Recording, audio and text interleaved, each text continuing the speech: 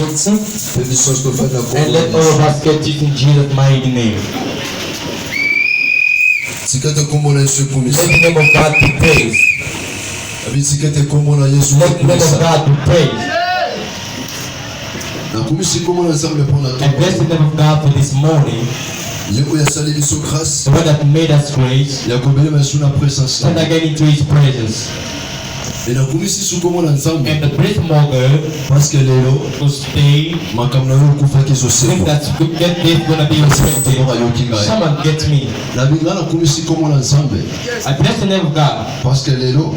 Today, things that die, it's going to be resurrected. Alléluia. Amen. I say thanks to my parents for this opportunity that you gave me to preach the word of God. It's Sunday Passover, but they have given you a son to preach.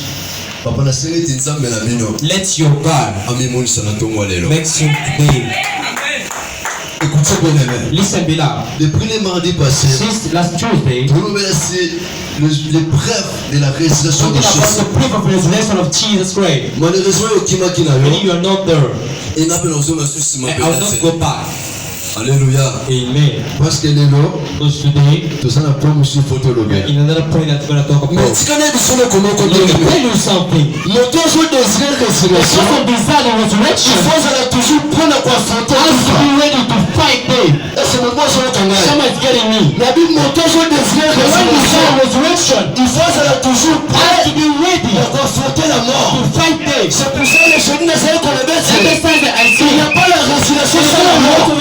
Tu ne peux pas être ressuscité sans qu'on ne t'en pas souffert. Bon, ça micro s'il te plaît. Mais c'est qu'on va bien aimer. Il n'y a pas la résurrection sans la mort. Tu ne peux pas être ressuscité sans passer par la mort. Et ce qui est vrai bien la mort. Et ça ne sert à la résurrection. Laisse-moi te dire bien aimé. La résurrection est plus fort que la mort. S'il vous plaît. Mais c'est qu'on va bien aimer que la résurrection est plus fort que la mort.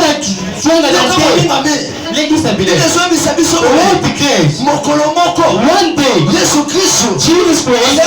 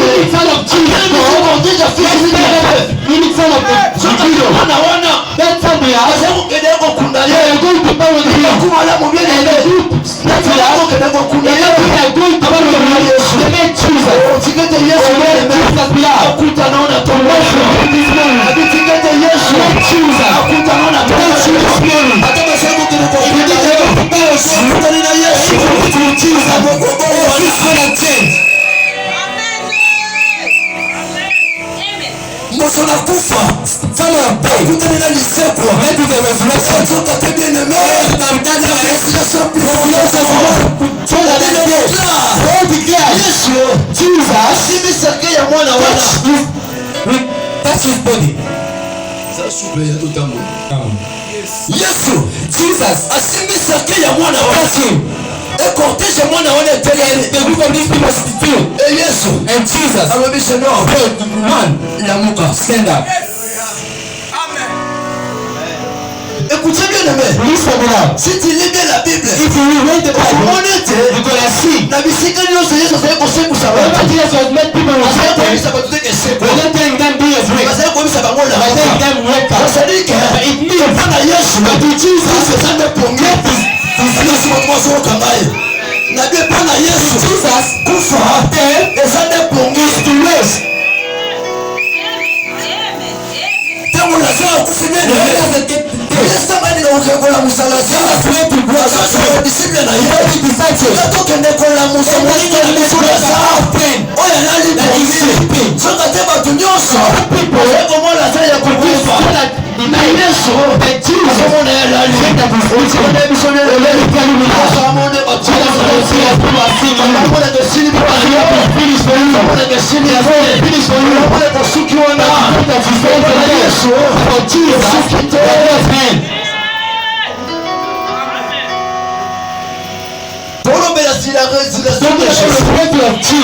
J'aimerais dire à une personne que la résurrection de Jésus n'est pas une illusion, mais c'est la réalité. La résurrection de Jésus c'est une illusion, mais c'est la réalité. Écoutez bien les moto a autant na mabele on akosonga mabele c'est-à-dire que moto means akouta esika ya solo esika ya uta ate Yesu ya uta na mabele parce que moto amosonga kaka esika ya uta so ate Yesu uta na mabele amisalaki na mabele elobeli mosusu Yesu azalaki moto te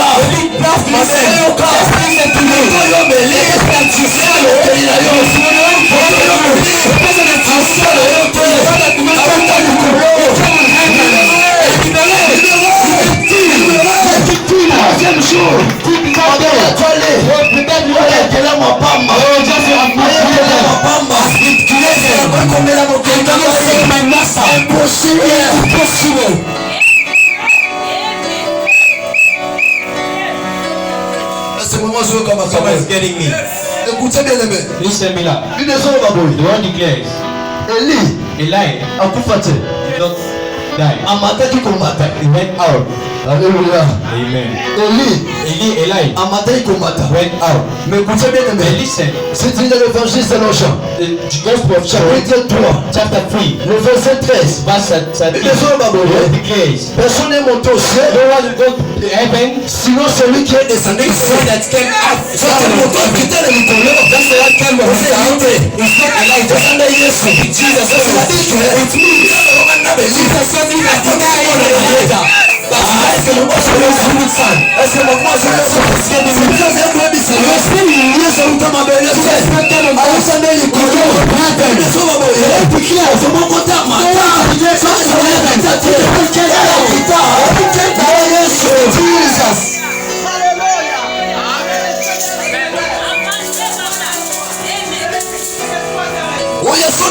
Yes, I'm telling you, Jesus is alive. Jesus is alive. I said Jesus is alive. Jesus is alive. In Jesus Christ. They came in through. Je suis la résurrection The resurrection et la vie. and the life. Tu connais le salut. Jésus-Christ, Jesus Christ. le véritable résurrection. Resurrection. Jésus-Christ, Jesus Christ. le véritable Resurrection. Voilà, c'est comme le chemin. Telling you something. It was just. Les gens qui juste un moyen pour Jésus. Opportunity of objectif na Yesu. Objectif na Yesu.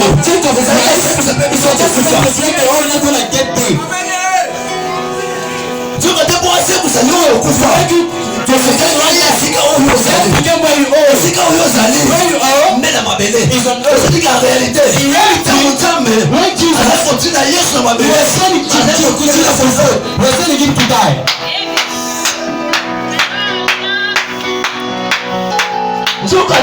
By the way, Aza continue na kufa te pour mabele mais la ye. Aza continue na kufa. just to send me the Isa kufa yeto. to bless the Il y a la résurrection. Il y a la résurrection. resurrection. Vous savez le Jésus qui est vaincu la mort. Il a vaincu la mort.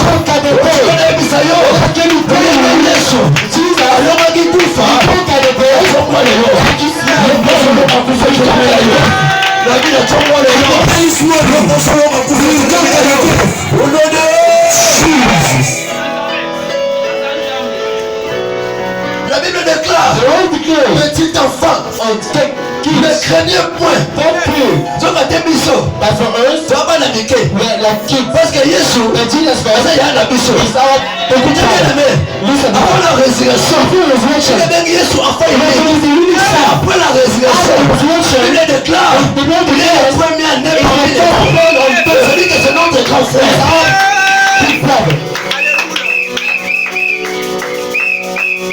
Et le coup là, il y a un ami sur le monde qui couvre.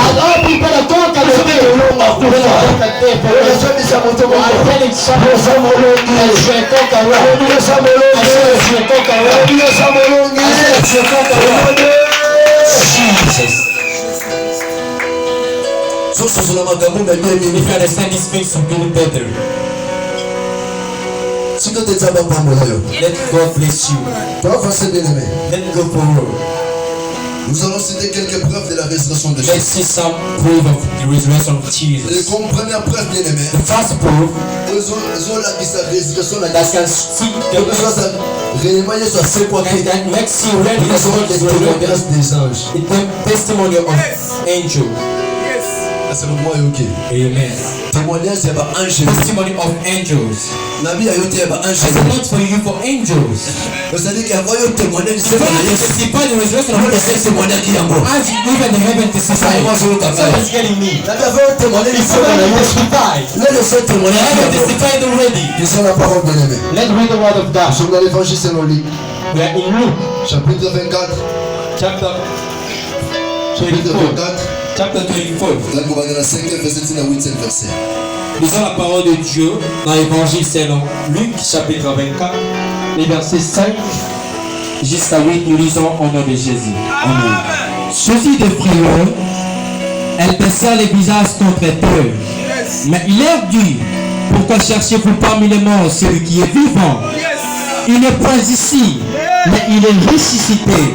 Souvenez-vous de quelle manière il vous a parlé lorsqu'il était encore en Galilée et qu'il disait, il faut que le Fils de l'homme soit livré entre les mains des pécheurs, qu'il soit crucifié et qu'il ressuscite le troisième jour. Et elle se souvint des paroles de Jésus, paroles du Seigneur. Attention, on va essayer. Écoutez bien, listen below.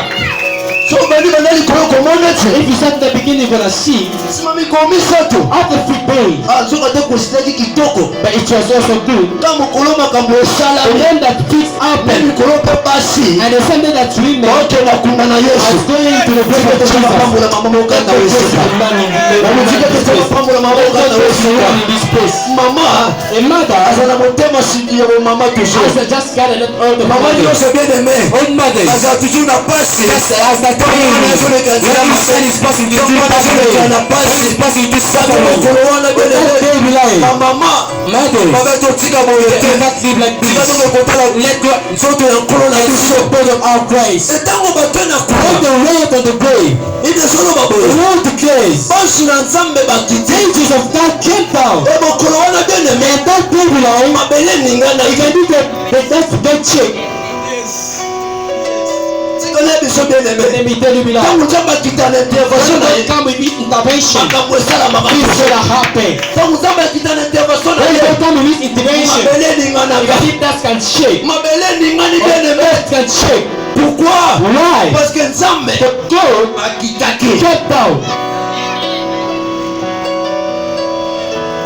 ebike zoloba te The word declares basi bakomi esika batiaki that yesu is where they put Jesus. bakuti libanga ya kolongwa They just think the stone was not there, basi batondisami na and bobangi they were there, they feared. batondisami na They kolengalenga were there trembling batie nkolo na biso wapi where they put our Lord. nani asitoka nkolo na That's biso the point of our God.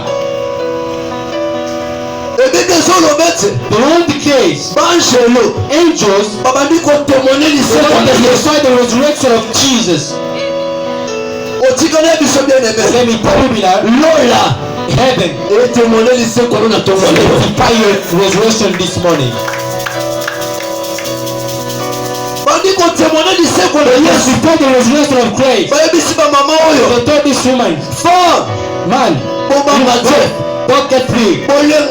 Don't get struggle. By the earth move. Why? You're looking at a person that's alive. A man dead. Jesus Christ is not a dead. Jesus is a person of life.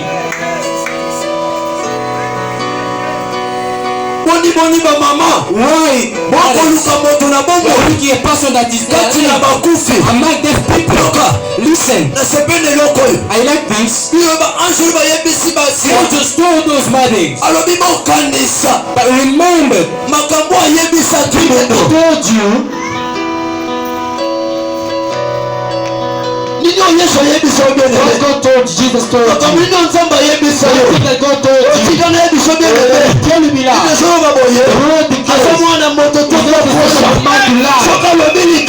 Say something.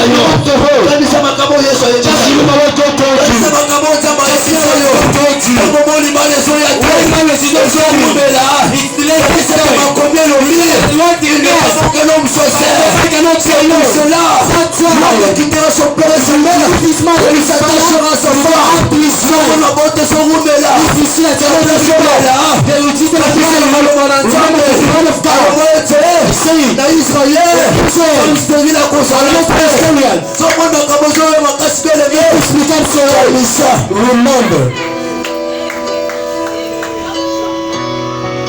la promesse de Dieu bien-aimé a été roumélée et kokisa makakaka na bibi la kana nzambe a été roumélée et kokisa makakaka makambo Yesu yebisa yo makambo nzambe yebisa yo a été roumélée et kokisa makakaka weta kosa kate is not lie.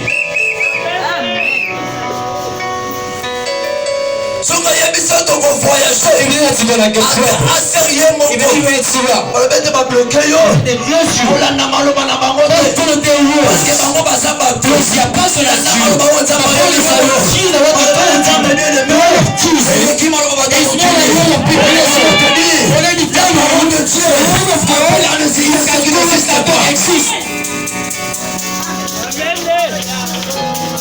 yes. Écoutez bien aimé. Listen, beloved. The world declares Après avoir Yesu koseko. when Jesus gets resurrected, Bato basangani. people gathered. Comment bato basangani? Still the people gathered. Pour basangani. What did they gather to do? Naloba. Should I speak? Sika tota ngoma komela nzambe. Let's read the word of God. Évangile selon Matthieu chapitre 28. Matthew chapter 28, Le verset 11 jusqu'à 15e verset. verse 11 up to 15. Lisons l'évangile selon Matthieu dans son chapitre 28, les versets 11 jusqu'à 15. Nous lisons au nom de Jésus. Amen. Pendant qu'elles étaient en chemin, quelques hommes de la garde entrèrent dans la ville et annoncèrent aux principaux sacrificateurs tout ce qui était arrivé. Ceux-ci, après être ensemblés avec les anciens et avoir tenu conseil, donnèrent aux soldats une forte somme d'argent, en disant: toutes ces disciples sont venus de nuit les dérober pendant que nous dormions. Et si le gouverneur l'apprend, nous l'apaiserons et nous vous tirerons de peine. Les soldats prirent l'argent et suivirent les instructions qu'il leur firent donner. Et ce prix se répandit parmi les Juifs jusqu'à ce jour. Parole du Seigneur. Amen. I was saying today, after the resurrection of Christ, soldiers below, way to what's happened. But listen, you won't decay. But they make an assembly. They gather together below. Why? Pourquoi détruire témoignage de ce the testimony of j'avais fait des clans parce que bon they got a lot of money. They gave it to soldiers by saying that this man has been resurrected, by saying by his disciples, by this body. People gather below pour détruire les témoignages de Jésus.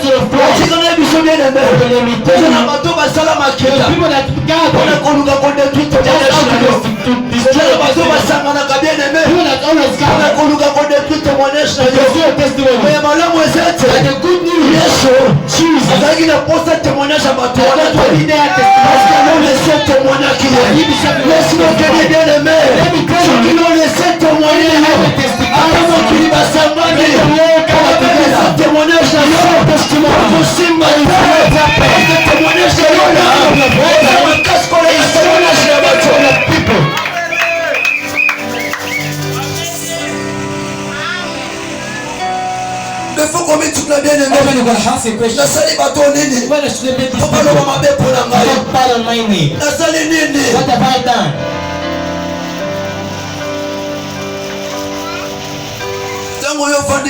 When you just sit there, not even the idea to think bad of someone. But there is an assembly of people. They are to destroy testimony. Let me tell you, everyone has stood testimony.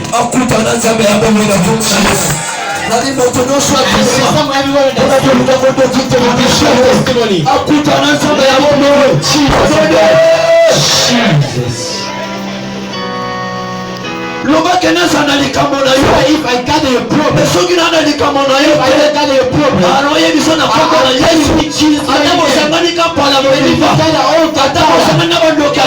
let me even tell you,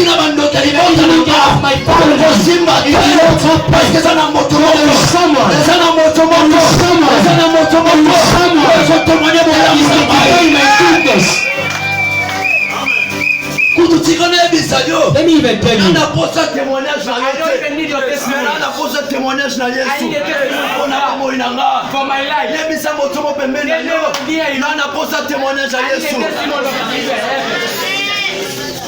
Amen. Testify me all no. Yes, soit témoigner. Even if you gather, testimony of resurrection of Christ. There's a lot of people when you see someone that's him is not clear. I was of a ritual. Who told you? If someone just passed the witchcraft that is going to get witchcraft. But it's a way. If not, just close that way. But I can't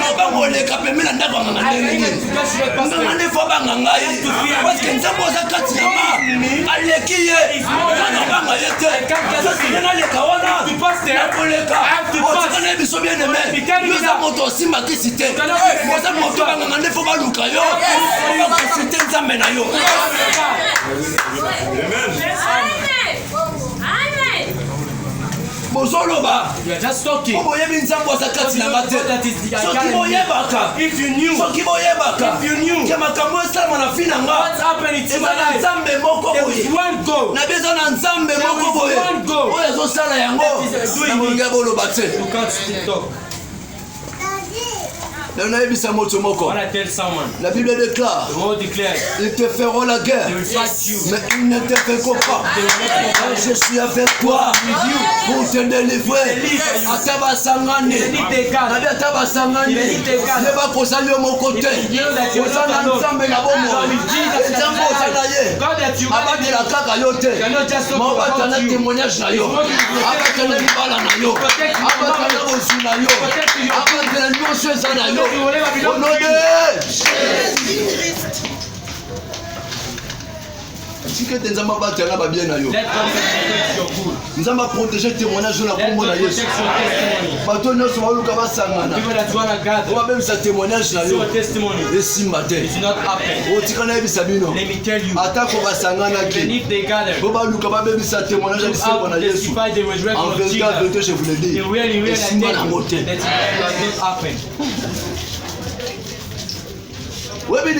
You know what? I can hide to everyone the secret.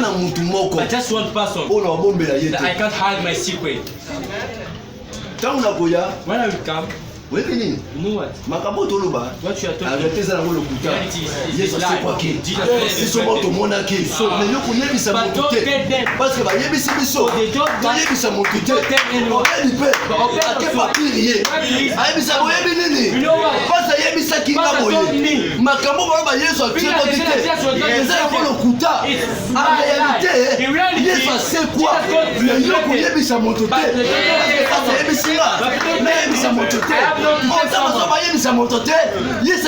But for him, I told someone already. Let me tell you something. Vérité. Attends le tour quand on est vérité le vol à maille. Attends que tu n'es pas barrière. Les compassions là. Vérité. On est passé là qui met rouge. C'est mal les gars. La Bible déclare, vous connaîtrez la vérité et la vérité vous rendra libre. Si quelqu'un ne tombe le nom, oyez babo solo, oyez babo solo, oyez babo solo, si quelqu'un ne s'en pas mola yo, si quelqu'un ne s'en pas mola yo, ata baluki bakanga témoignage ya mola yo, ekotambola toujours, na bien kotambola toujours, si quelqu'un nzambe na lola, akota confusion kata bamuna na yo, si quelqu'un nzambe na lola, akota confusion kata bamuna na yo.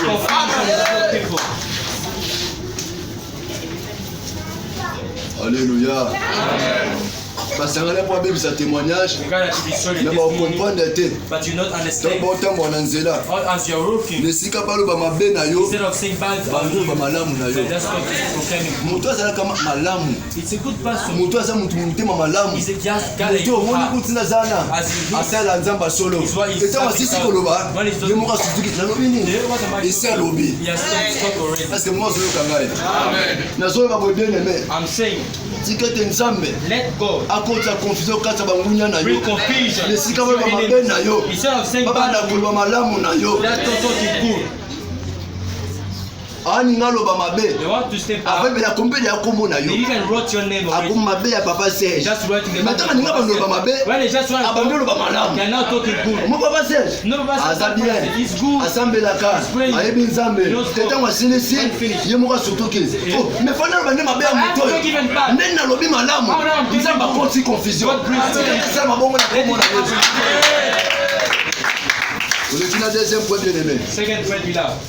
C'est l'épreuve de la résurrection de Jésus. Et comme deuxième épreuve de la résurrection de Jésus, nous avons son apparition à ses disciples.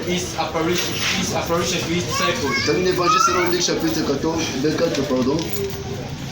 les versets 13 à 19, de sauter au temps du 36 à 31. Lisons la parole de Dieu dans l'évangile selon Luc, chapitre 24, les versets 13 à 15. 30 et 31, nous lisons au nom de Jésus. Amen. Et voici, ce même jour, des disciples allaient à un village nommé Emmaüs, éloigné de Jérusalem de 60 stades. Et ils s'entretenaient de tout ce qui s'était passé. Pendant qu'ils parlaient et discutaient, Jésus s'approcha et fit route avec eux. Mais leurs yeux étaient empêchés de les reconnaître. Il leur dit, de quoi vous entretenez-vous en marchant pour que vous soyez tout tristes? L'un d'eux, nommé Cléopas, lui répondit, est-il le seul qui, séjournant à Jérusalem, ne sache pas ce qui y est passé ces jours-ci? Quoi? Leur dit-il. Et il leur répondit, ce qui est arrivé au sujet de Jésus-Christ, qui était un prophète puissant en œuvre et en parole devant Dieu et devant tout le peuple. Lisons 30 et 31 au nom de Jésus. Amen. Pendant qu'ils étaient à table avec eux, il prit le pain et après avoir rendu grâce, il le rompit et il leur donna. Alors les yeux s'ouvrirent et il reconnut, mais il disparut de devant deux paroles du Seigneur. Amen.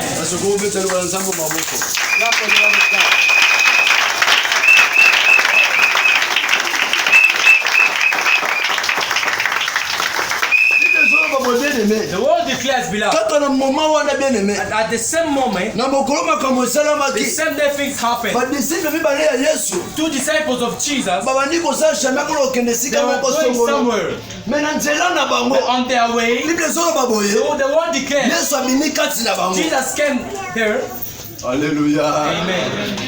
Jesus appeared in the midst of them and asked them, what are you talking? Why are you talking? But you are so good.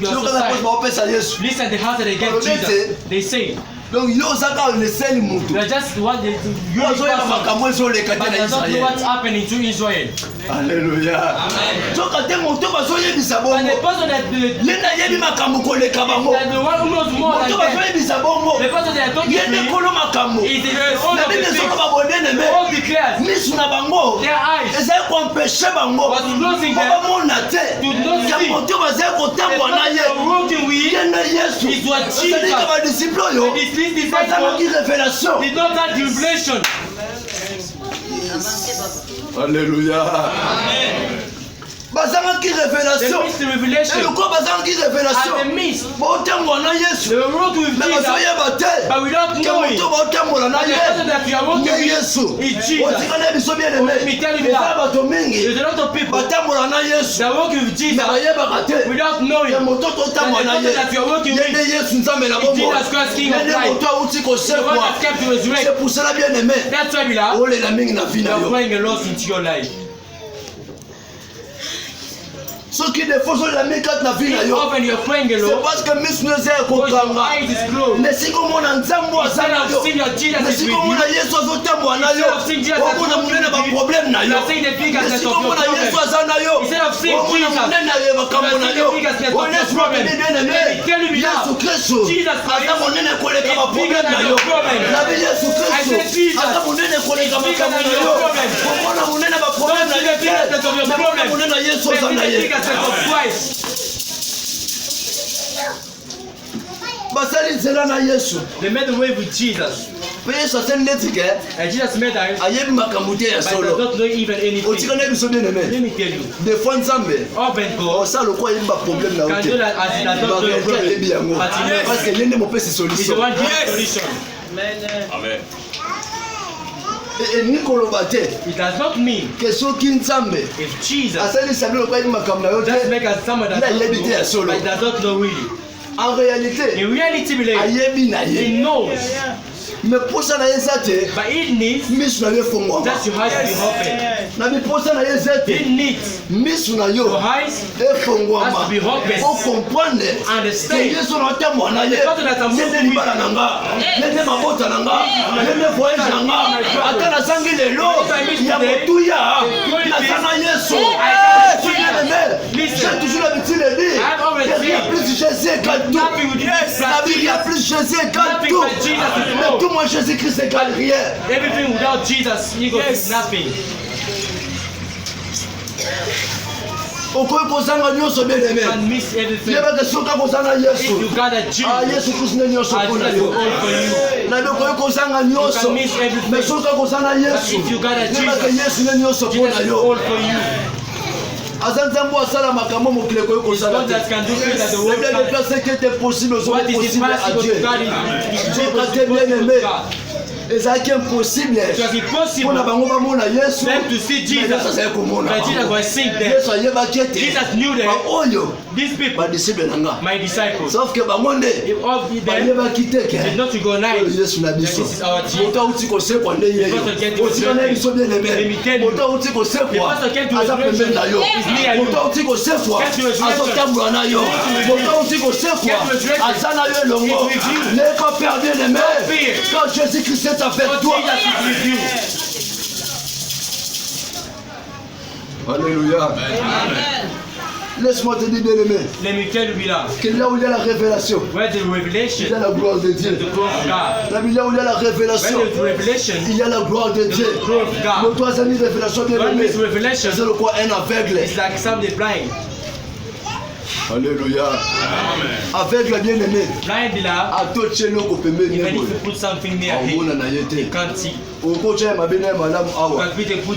mais on a choisi pour ça. Parce que des fois, tu as un choix bien aimé. Parce que tu as le choix d'aveugle. Des fois, tu as un choix. Parce que tu as le choix d'aveugle. Au moins, la moto a un yes. Yes, pour que tu commences à la au moins, la moto a un yes. Yes, pour que tu voyages à Bonganga. Donc, tu as des choses à aller. Asa plus que Bangango, ils ont que des Osanga choix bien aimé. C'est pas que vous avez le rôle aveugle. Osanga révélation. Bien aimé. Peuple sans révélation. Peuple sans foi. Aucun de quoi n'a des bons parce que vous avez la révélation. Mais la commission comme on ensemble. Nabi la commission comme on ensemble. Parce que Jésus Christ atika ki bango bongo te. Nabi Jésus Christ atika ki bango bongo te. Ils ont envoyé. As a tempers, and they proposed Jesus. Go and sit somewhere in the earth. When they went there, the world declared, now it's time to eat. Now it's eating. Not even eat sometimes. Food is good. Food can make someone to tell the truth. Someone want to just give him food. It's not you know what, man? I made something for you. I made something for you. I want to give you praise. What make you not give someone food. That's more food. You can drink food and blessing. Just small food. Someone that wants to do bad to you. Just take this out. A type of bread below. The world declared when they just got bread, they just share to eat. Their eyes get open. They saw the world we they spoke me. It's the one that kept you resurrected. Let me tell you. Jesus open your eyes. This morning, Jesus open your eyes.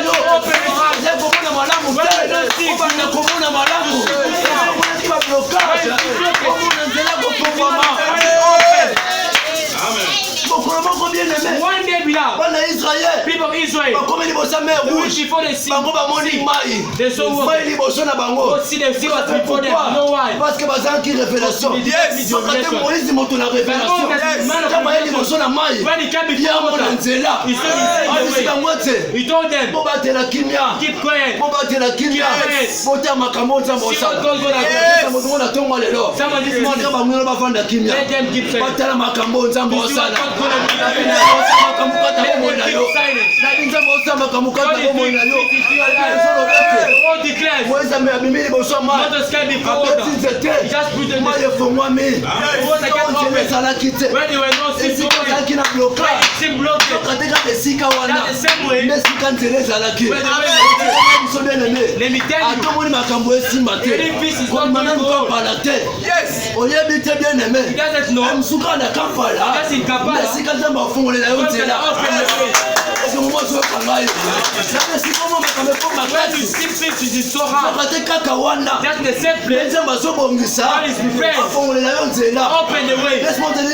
me tell you something. God Maman Nzambe. Mother go. On les biso sika ba nyonso ba ole.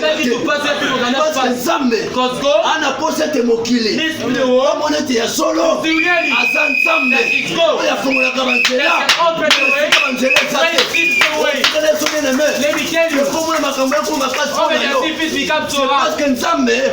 Amoy makambo za la pete. Mokili komona bon Nzambe na yete. Sika makambo za la makasi. Makasi makambo na yo. Ne mokili. Bakomona te solo. Nzambe. Te solo. Nzambe na bomo ya zali. Mokolo wana bien aimé. Égypte. Baba que tu es solo. The news. Na Israël. In Israel. Nzambe na bomo ya zali. Yana Nzambe moko. There's one God. Oya bundela ka Israël. Nzambe akotsa mai bien aimé. Égypte ba landi bango. They passed. Mais na kati ya mai.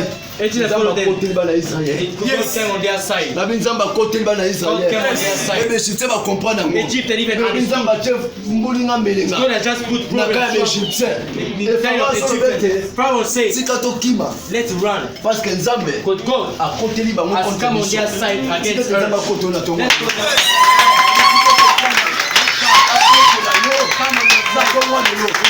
Mais ce qui est vrai, bien-aimé, What is the truth? ce qui est vrai, What is the truth? malheureusement,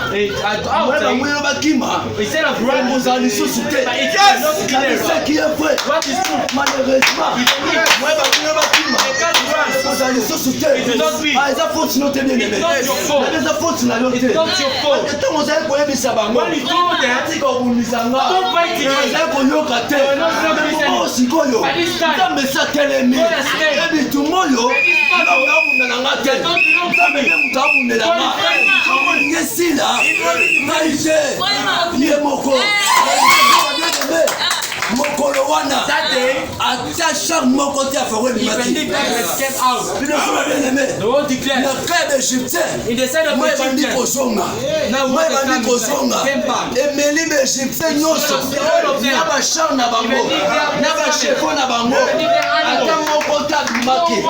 Tika te na ntango ya lelo Yet this morning, yo osekwa you ambunya na yo ambunya na yo ambunya na yo bakota na mabulu bakiba kifo na yo ayebisa yo ata moko te kobima ayebisa yo ata moko te kobima azoyebisa yo ata moko te kobima Égypte ozomona lelo lobi okomona bango lisusu ozomona lelo lobi okomona bango lisusu te bénisse sa parole. Là où c'est.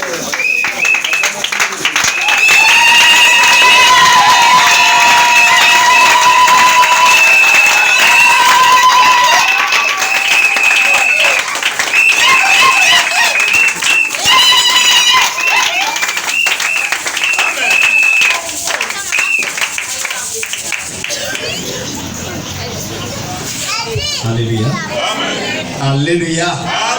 Parce que le Seigneur est bon. Il est tellement bon. Mettons-nous, nous allons prier tout simplement. Yesu aye kupisa bongo. Yesu aye hawanasi. Yesu aye kupisa bongo. Yesu mobi. Yesu aye. Yesu aye kupisa bongo.